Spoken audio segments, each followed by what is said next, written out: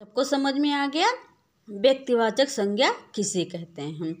व्यक्तिवाचक संज्ञा विशेष या ऐसे बोल सकते हैं हम व्यक्तियों के नाम या विशेष ग्रंथों के नाम, धर्म ग्रंथों के नाम, जैसे हमने अभी बताया कुरान, बाइबिल, गीता, रामायण, ये सारी चीज़ें। धार्मिक स्थलों के नाम, दार्शनिक स्थलों के नाम, ये सभी क्या हैं? व्यक्तिवाचक संज्ञा के अंतर्गत आते हैं। ठीक, अब आइए दूसरा पढ़ते हैं, जातिवाचक संज्ञा। क्या पढ़ते हैं? जातिवाचक संज्ञा ऐसे संज्ञा शब्द जिनसे किसी संपूर्ण वर्ग या जाति का पता चलता है, जातिवाचक संज्ञा कहलाते हैं। जैसे ठीक है, विद्यालय, नदी, नगर आदि। क्या कहा गया है? ऐसे संज्ञा शब्द जिनसे किसी वर्ग या जाति का बोध हो।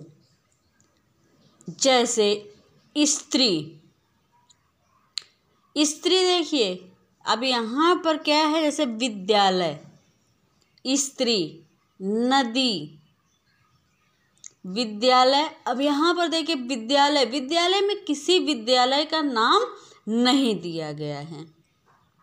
अगर अभी यहाँ पर ये कहा गया होता सुशील रस्तोगी मेमोरियल स्कूल, तो क्या हो जाता? ये एक नाम हो जाता, तो यह किसके अंतर्गत आता?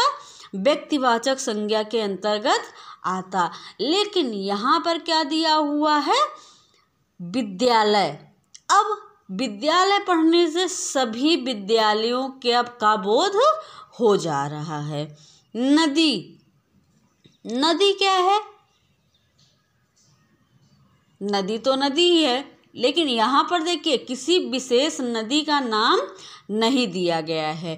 अभी यहाँ पर ये कहा गया होता गंगा, यमुना, सरस्वती, गोदावरी, कावेरी, ये चीज़ें कही गई होती तो वह व्यक्तिवाचक संज्ञा के अंतर्गत आता। लेकिन यहाँ पर क्या कहा गया है? नदी, नदी सभी नदियों का बोध करा रहा है। नदी में सभी नदियाँ, विश्व की जितनी भी नदियाँ हैं वो सभी नदियाँ इसके अंतर्गत समाहित हो जाएंगे। नगर, अब देखिए नगर किसी का नाम नहीं दिया गया है, केवल नगर, नगर कहा गया, तो नगर में संपूर्ण नगर का बोध हो जा रहा है। ठीक है, तो ऐसे शब्द जिनसे संपूर्ण जाति या वर्ग का बोध हो वह जातिवाचक संज्ञा कहलाते हैं।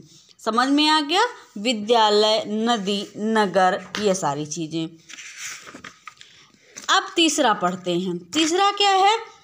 तीसरा है भाववाचक संज्ञा। तीसरा क्या है? भाववाचक संज्ञा ऐसे संज्ञा शब्द जिनसे किसी व्यक्ति, वस्तु या स्थान, स्थिति, भाव, दशा, अवस्था आदि का पता चलता है, वह भाववाचक संज्ञा कहलाते हैं। जैसे प्रसन्नता, बुढ़ापा, बहादुरी आदि। भाववाचक संज्ञा, भाव क्या है? भाव क्या है? मनुष्य के अंदर उत्पन्न होने वाले विचार या दिखाई देने वाले लक्षण। मनुष्य के अंदर उत्पन्न होने वाले विचार या दिखाई देने वाले लक्षण ही भाववाचक संज्ञा के अंतर्गत आते हैं। जैसे हम कहते हैं आज मैं बहुत प्रसन्न हूँ। आज तुम अपनी प्रसन्नता का राज बताओ। प्रसन्नता, मनुष्य के अंदर क्या है? प्रसन्नता उत्पन्न हुई है। वो आज क्या है? बहुत खुश है। प्रसन्नता मतलब बहुत खुश है। तो प्रसन्नता क्या मनुष्य के अंदर उत्पन्न हुई है, तो प्रसन्नता भाववाचक संज्ञा। बुढ़ापा, अब देखिए बुढ़ापा, बुढ़ापा क्या है? दिखाई पड़ रही है। प्रसन्नता तो अंदर की बातें हैं, बट बुढ़ापा दिखाई पड़े, अरे उसके अंदर बुढ़ापा आ गया है, उसके अंदर बुढ़ापा आ गया है, यानी वो बुजुर्ग हो चुका है, बुढ़ा हो चुका है। बुढ़ापा क्या हो गया? भाववाचक संज्ञा। बहादुरी, वह बहुत ही बहादुर है, उसने बहुत ही बहादुरी से लड़ाई की। समझ में आ गई बात? तो जहाँ पर मनुष्य या व्यक्ति के स्थिति, भाव या दशा का पता चलता है, वह भाववाचक संज्ञा कहलाते हैं। ठीक है, क्या कहलाते हैं? भाववाचक संज्ञा कहलाते हैं। आइए फिर से एक बार देख लेते हैं कि संज्ञा क्या है। संज्ञा नाम को कहते हैं, संज्ञा नाम को कहते हैं किसी विशेष व्यक्ति, वस्तु, स्थान, जाति, भाव आदि के नाम को हम संज्ञा कहते हैं। संज्ञा कितने प्रकार की होती है? 3 प्रकार की, व्यक्तिवाचक संज्ञा, जातिवाचक संज्ञा, भाववाचक संज्ञा। जातिवाचक संज्ञा क्या है?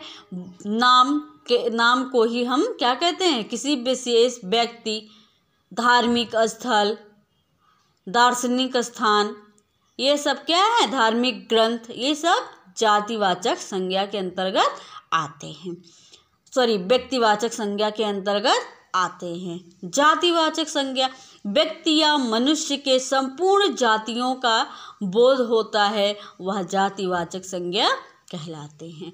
जैसे नदी, पुस्तक, ये सारी चीजें। भाववाचक संज्ञा, जहाँ पर मनुष्य या वस्तु के स्थिति, भाव, दशा का बोध हो, वह भाववाचक संज्ञा कहलाता है। सबको समझ में आ गया कि संज्ञा किसे कहते हैं।